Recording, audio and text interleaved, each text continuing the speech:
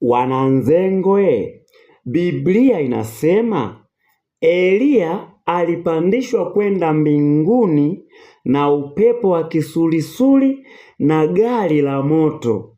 Hii inatoka Wafalme wa Pili sura ya 2 mstari wa 11.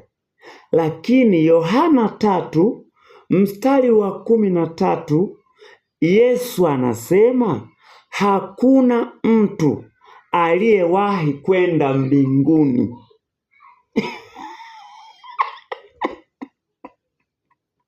Kama kawaida, mwenyekiti wenu wa Nzengo Tanzania, nina swali.